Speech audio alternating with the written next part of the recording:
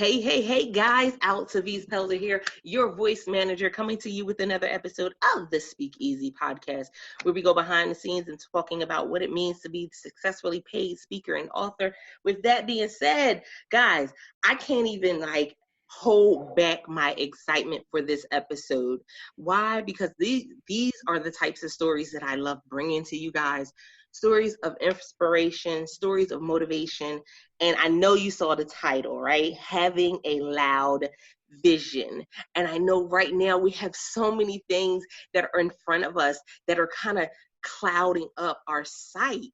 But man, this is the perfect time for us to not only create a loud vision, but step into our loud vision. So with that being said, I need to know how this particular episode resonated with you. Have you stepped into your loud vision? Have you created one? Are you thinking about creating one? We want to know.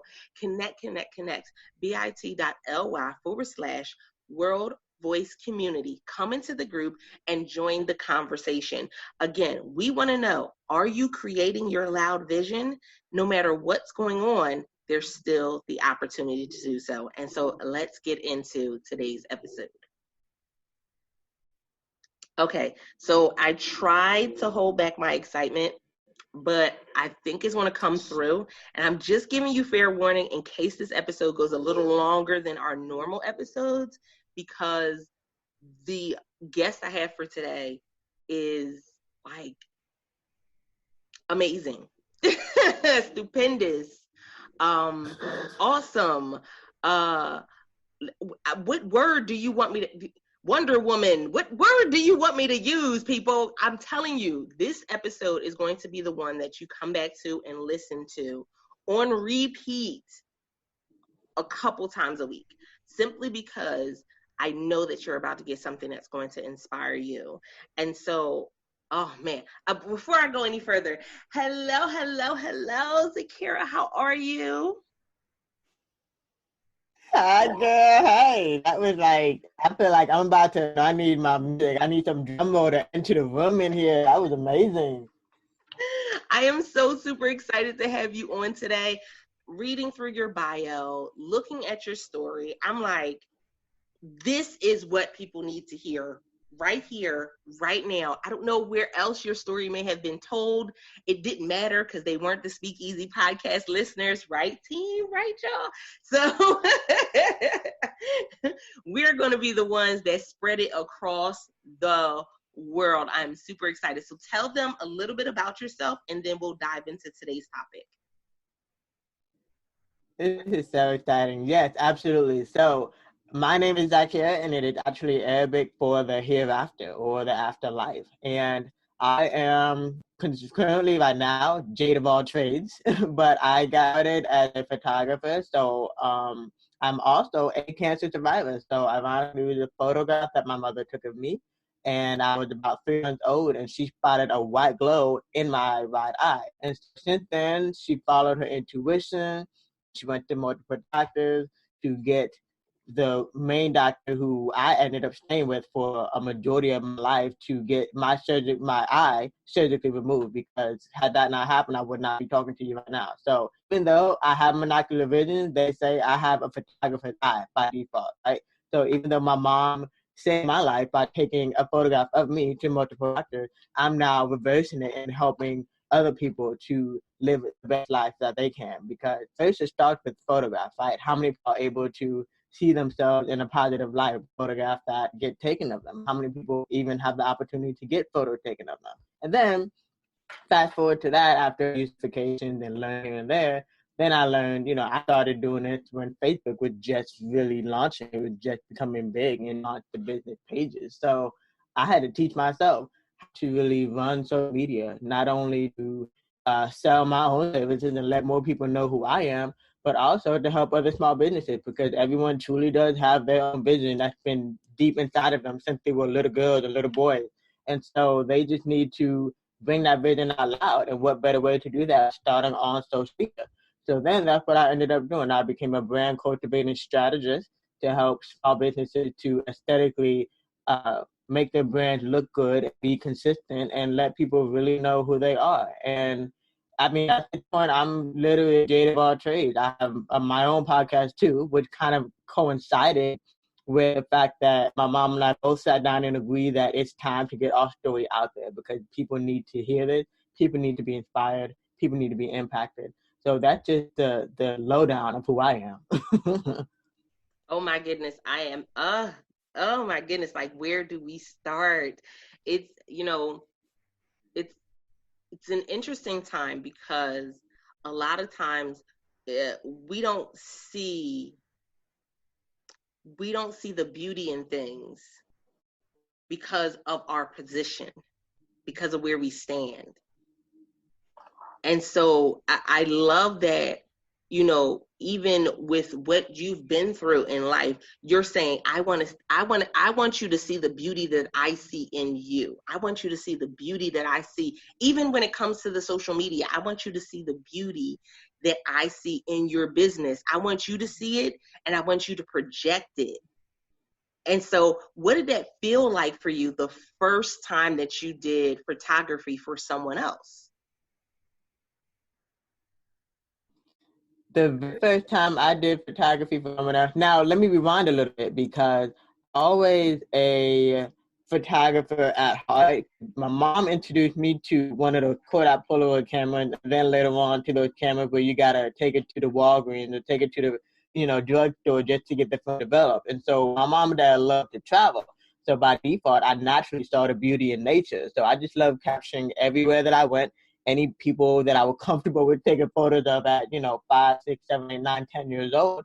But then my first actual person, I would say, was I studied photography in high school. So I went to a technical high school where you're able to study, the major academics you need to in order to graduate. And then the afternoon was a matter of studying what industry you wanted to kind of work in after you graduated. So that was photography for me. And so we initially started off with taking photos of our own classmates. We had to go with being models for our own classmates. And then I would say my first official, first client, the first cash I got into my hand was a music artist friend who was getting started with music. And first it was he came in my studio, in exchange, but he still paid me. And I was like, yo, this is dope.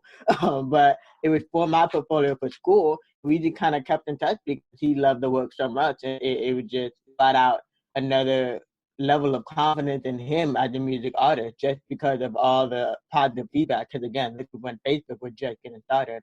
All the positive feedback from that studio photo shoot. And fast forward to I have a family of friends. You can consider them like the Jackson 8 just about, but they all have musical influences because their dad was a very talented singer. And so some of them kind of at one point were trios.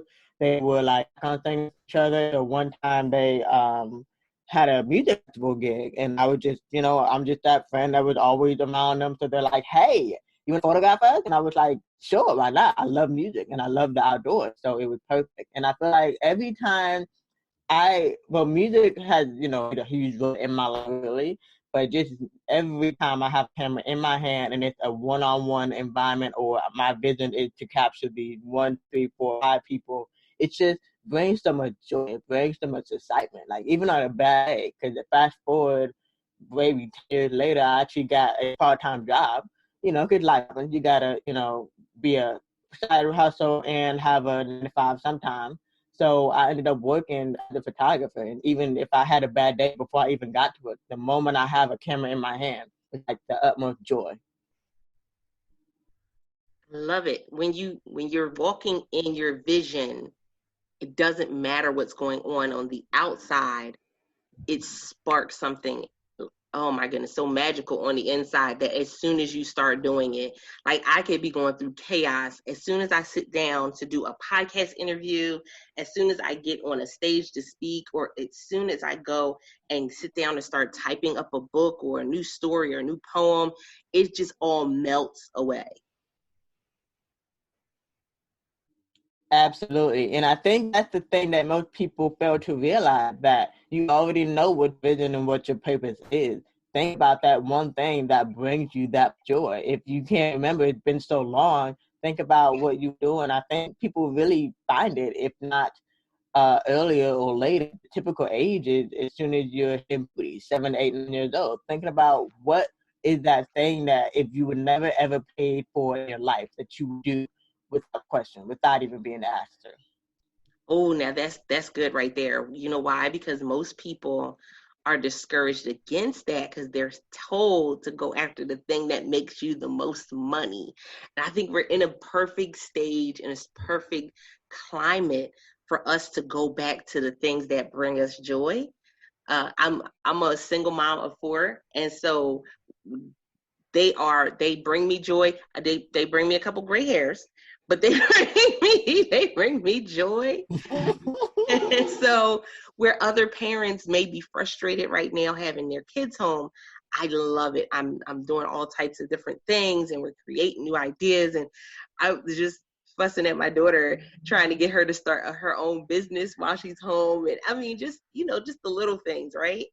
But it was always a vision for me to want to be home with my kids.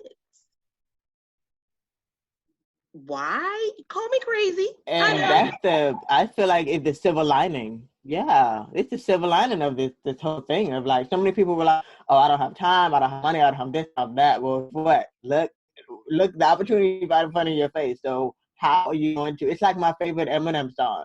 You got one shot, one chance, are you going to take it or leave it, Exactly. Oh my goodness, I love this. Okay, so going in this journey, now we always know that, let's be honest, it's not an easy journey. So have you had any hiccups that made you go, is this really the right vision for me? Or is this something that I should go back and maybe I should just get a quote unquote regular job?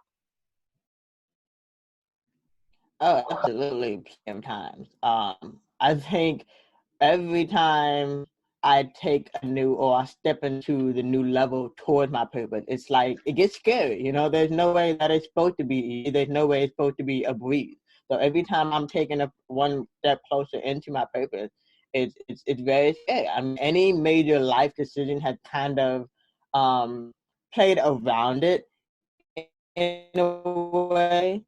Because throughout all my travels, I would say I always had a camera with me. But then by the time I went to Ghana, I had a DSLR camera, which is like the big baby, right? The big baby of cameras.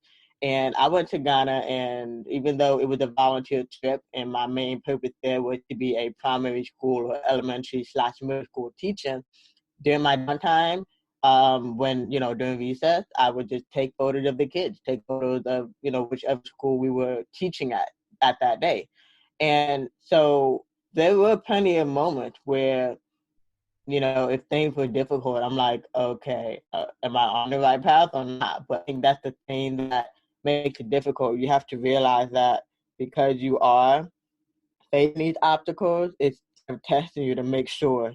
It's like the inner voice saying, "Are you sure this is what you want? Are you sure you're ready?" So there have been plenty of hiccups that kind of correlate with any major life change, really.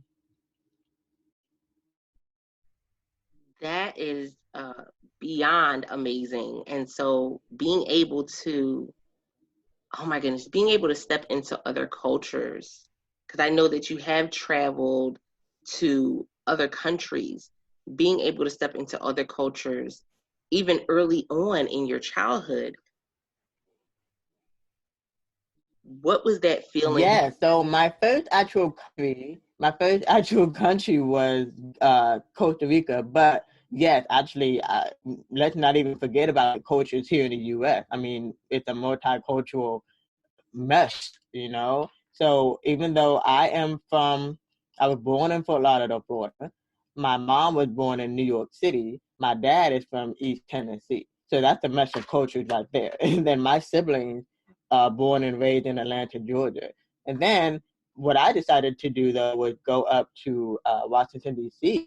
for more photography education, and that was completely different. I mean, mind you, I'm from Florida. I go to a beach and there is no snow, right? So that was culture shock in its own. And so, of course, that requires adjusting, and that requires getting used to it because there's also different dialects in the South.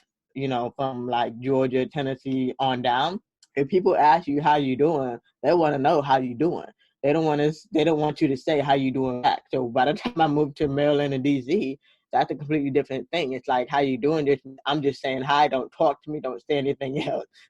So just simple culture shocks of that here in the US. And then of course, once I got to Ghana, I would say it was just completely different because I'm used to being one of few African American females, Muslim females, and so by the time I went to Ghana, it was I would say like a eye opening, a third eye opening almost, because I'm surrounded by people who look like me, who are all shades of beauty like me, and practice all kinds of spirituality, faith, and religions also like me. So it's definitely been an eye-opening journey, and I feel like every person I meet really is like that, because not everyone has it. Everyone has the same story. Like, if you can find your twin flame or your twin, and that one person you can really connect with. I mean, they're out there. There's even multiple, but it's just so different when you can connect with other people on an intimate level, whether you're speaking, whether you're writing, whether you're podcasting or traveling or whatever it is. It's just kind of great to step outside of yourself in that way of like, wow, like they have an amazing story too, or wow, I thought my life was hard. And then, there's always someone who's got it worse. Because I mean, the blessing is that I feel like also is being neglected during this time, that you do have food, shelter, and internet, which is the essential for any entrepreneur, really. I know that's right. I know that many people have been saying, oh, this is the time, for entrepreneurs, you should be moving and shaking. And I go, well, some of them have not really been in that entrepreneurial mindset. So this is not really a productive time for them, but it can be, it most definitely can be a productive time for you if you're looking to move forward in business, because you have that greatest asset. You have time. Absolutely. That part is so valuable. Now, the title of your memoir is Seeing Life Through a Different Lens. And I want you to give a description of what that process was like for you and putting this all on paper. Because I know sometimes when we look at our own lives, again, it's all perspective. When we look at it, we think, okay, well, I've done some amazing things. I've gone and I've helped people. You talked about teaching oh my goodness, you talked about teaching in Ghana. You talked about traveling and being able to take photographs of people and nature all over the world. But sometimes when it's us looking at it through our personal lens, we don't see the grandeur of what we've been able to do. So sitting down and actually going through this process of writing it out, what did that process look like for you? Now this is gonna be the interesting part. All right, so I got a lot of stories for you right here. Okay, so here's the first thing that came to mind as soon as you asked this question. I'm in maybe round 2, round 3 of the edit. I definitely had to outsource. Even though I did self-publish, I did not do it alone. I'll repeat that again. I self-published, but it is not where you do it alone. I mean, that's the only difference really with traditional publishing, is that you don't have to wait for someone to say, okay, your book is going to be released on XYZ date. You do know, you have an idea of how much you're going to get and what date it's going to come out. But it was edit maybe number 3. And apparently I was not tooting my own horn as well as they wanted me to. They're like, okay, I didn't know that you were a photographer until this chapter. I need you to, talk more about that. And I didn't know you were this or you did that until this chapter. I need you to talk more about this. So I literally ended up writing that down. The whole process itself pretty much was in Google Docs, online. But by the time I had to write out like all accomplishments in chronological order upon graduating high school, it was like, wow, I'm a bad girl, right? And so, I mean, but I'm not the type to toot my own horn like that, because ironically, the introduction of the book is by my mom. She's technically the one who technically did the forward. And of course, only she could do it, really, because the moms, most of the time, your parents are your biggest supporters. So the book speaks about she was going to release it. She had gotten to one of a manuscript from someone, and it was going to be on the medical side. Cool. It was education. Like, this is a new millennium, and I think we need to inspire people a bit more. So by the time she showed me the manuscript to approve or not approve it, I approve it, and I'm like, you know what, we gotta do something else. It's gotta be bigger than this. And that's actually what it ended up being. I grew up loving books like Chicken Soup for the Soul and Dog and Frank and Alice Walker, and I'm just like, how can we modernize it so that almost anyone can relate? Yes, our main audience would be those who have experienced cancer, either themselves or through a family or through a friend. But I'm like, how can we just kind of utilize for really anyone, really? And so seeing life through a different lens, that name title really came to me in the middle of a night. Like, that's the thing about being creative. That's the thing about listening to your intuition. It comes when you least expect it, but only when you're in the moment. So it made the most because sure, I started talking more about my photography experiences and my photography successes, and the story starts off with I took a photo of my baby. But then it's like, okay, throughout life, thanks to my parents and thanks to meditation and prayer, we are able to see life through a more grateful lens, because the statistic is the survival rates are, at least right now, 98%. But at that time, when I was first diagnosed, there were children, because again, this is a childhood eye cancer, children were not making it past 5 years old. And even when I was in middle school, I was experiencing friends that I went to summer camp with or was a summer camp counselor with, because technically that was my first actual paid job. Which ironically, again, with the whole thing about, you're aligned with the vision, because even when I was a summer camp counselor, I was a photographer, I was the newsletter editor. But anyway, that's another conversation. But just seeing life through a more grateful lens, more positive lens, because the world is so good at tearing you down. The world is so good at focus on the negative side of things. So I think that's just really how that book came about, of how to really just see your own life through a different lens, through the lens of someone else's, to see, just really give yourself a little pep talk of, you know what, I'm doing okay. That part. Oh my goodness, the process. And those of you who are listening, Speak Easy audience, I need you guys to understand that each of us, when we go through that writing process, oh man, it is a process, and it's one that um, definitely opens your eyes to so many different things. I know with writing the first book, It's Okay to Cry, that first copy of it, if you would have read that, you would have thought that I was mean, and you would have thought that I was evil and bitter. But going through that process of the revision and allowing ourselves to say, okay, that's a first draft, and it's okay to go back and revise. Ooh, somebody better catch that. It's okay to go back and revise things to make it better, because the end result, the finished product, is going to be something that is beyond beautiful, beyond amazing. It's going to be something that touches lives across the world. And so don't be discouraged by revisions. Don't be frustrated by the revisions. If you have to do 2 or 22 revisions, I understand. I understand. But just know that. Absolutely. And the process, though, because I feel like, well, I feel like any writer will go through it, but I feel like more so because it's a memoir. The process itself was also healing. Like, it was not a smooth process. There was so many things that my mom and I were like, we want to include this. No, I don't want to include this. Or I want to talk about this. No, I can't talk about this. It's too hard, But it was healing.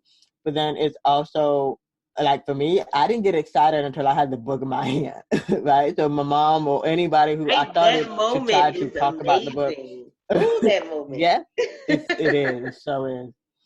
So I didn't I talked about it a little bit on social media because I feel like that's a marketing tactic that I definitely learned that helps. Like let people know that you are working on one, because if you just be like, hey, I have a book, they're like, oh, cool, yeah, great. But if nobody was part of your process, nobody really that's what gonna cause them to not really want to buy it. But I didn't get excited until I had the book in my hand, because I knew that okay, I have to at least get out of my mindset of I got my first draft is it, like that's it. But no, you literally, that's why you have to have an editor who specifies in editing so that they can help you to expand it a bit more so that people are intrigued by it. So I think I had like 3 edits, because I think I had 2 with the contracted editor, but then the book printing company also edits. So I had it like edited one more time.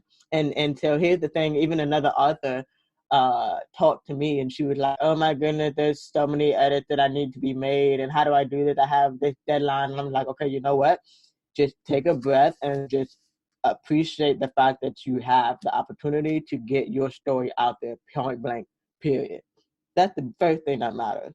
The rest of the edits, I mean, if the story is that good, if you have that much confidence in your own life story, the edits they're gonna love the story more than the edit. Of course, there's gonna be haters to be like, oh, I can't read this. There's too many bad edits. As long as it's not, you know, like high school language, as long as it's not still in a high school language, as long as you have an editor who can take it to the next level of a collegiate editing level, the story will matter, not really all the grammatical errors. There's a book that I'm, reading right now. Of course, one of the other things that I had to learn when really narrowing down how do I want to really get this book out there was reading other books by other authors. And there was not that many books out there by other childhood eye cancer survivors. So there is another book though that recently came out, and it's called Haben, Haben, Gurma, the deaf-blind lawyer who conquered Harvard. And so I love the book, and I related so much to it because there's so many similar stories of being deaf and blind. Even though we both have different hearing levels and different vision levels, are still very much relatable. And I remember clearly seeing so many typos, but I'm like, you know what? It doesn't matter. She got her story out there, and she's leading the pack, because that really pushed me. Getting her email of her book is finally out there. I'm like, you know what? Let me get out of my mind and get this out there. So it's a process, definitely a process. Oh, and I love that you inspire the next person when you get it done.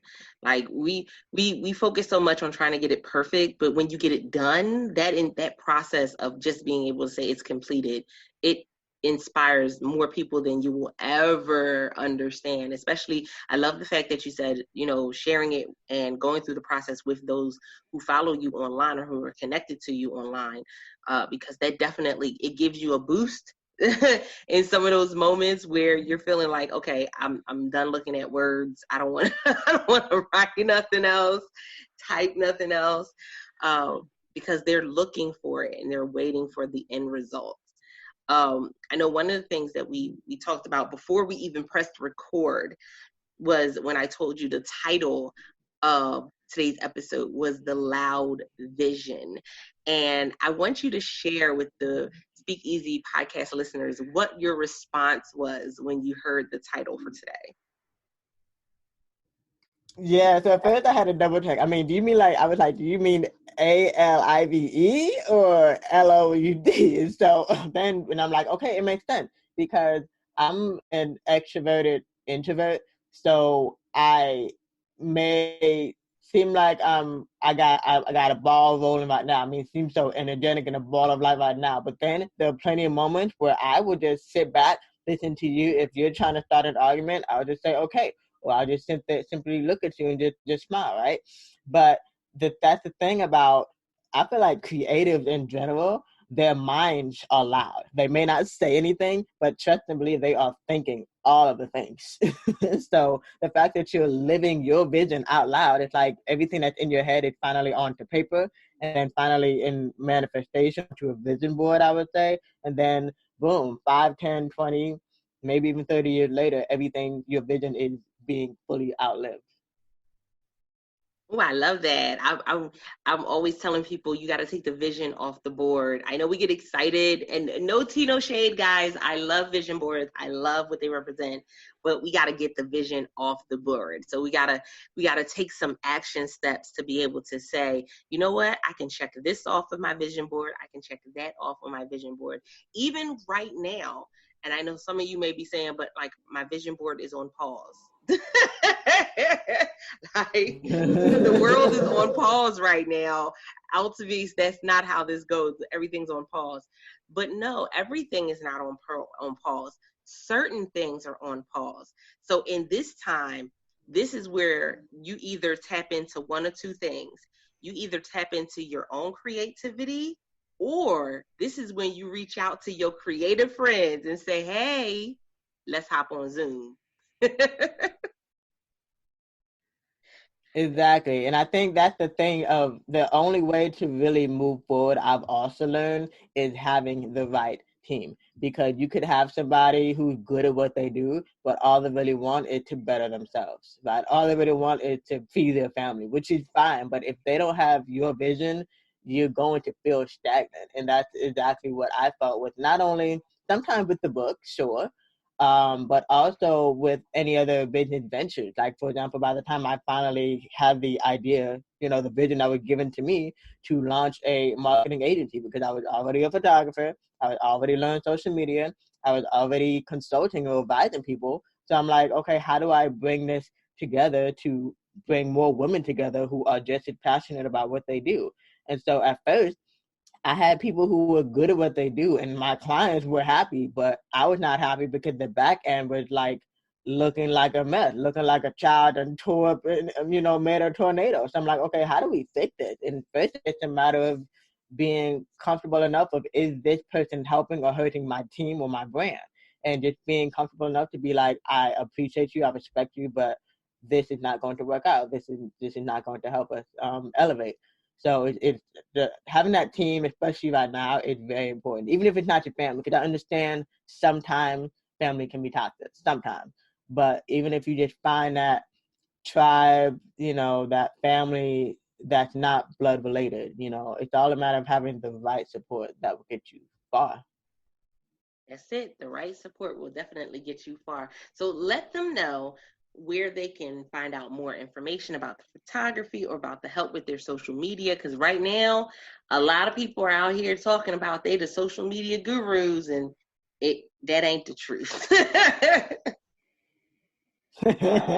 Absolutely. And I know there's so many like technical mishaps and stuff too, because it's like, okay, I want to use social media, but how? I want to use Zoom, but am I doing it right? So you can find me on my website, Zaakirah.com. That's my first name and my middle name.com. And honestly, everything connected to there, my photography services, my photography or video editing services, and then it also links to just having a consultation if you do just need someone to hash it out with your book strategy, or you just need someone to hash it out and help you to have a more positive, a more grateful mindset shift. And then also the marketing agency. If you're like, you're past that point, you're ready to get to work, but you just need to, have the right tool to get forward. And then my marketing agency called Focus Media Group with a PH.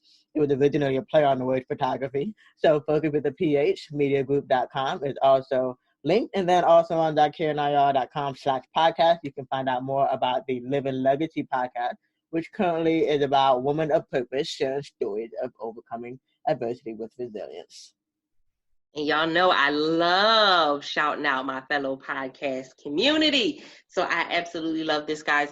Yay. Right? This is your opportunity to make your vision loud. And so what I want to do is, the last thing I want you to let them know is, what are your top, I'm debating on if we should do 2 or 3. Should we be generous and give them 3? I guess we can do 3. Let's do the top 3 tips on them being able to make their vision loud.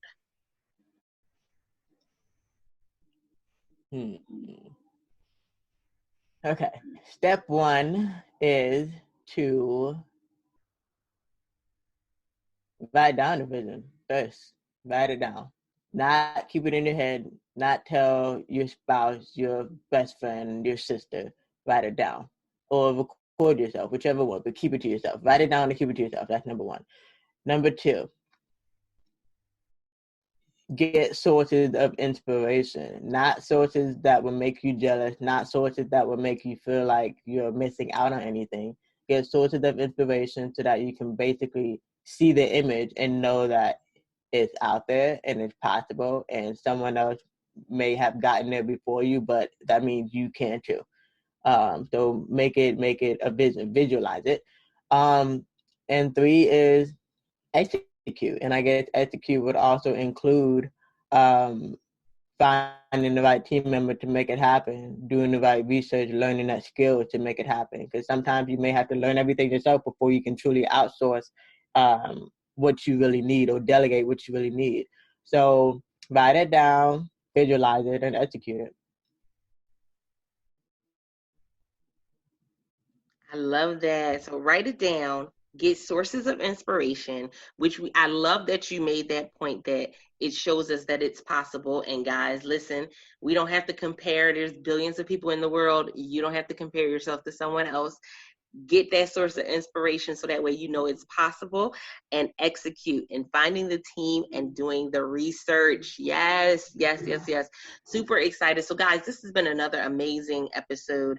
I know that you have some nuggets that you can write down.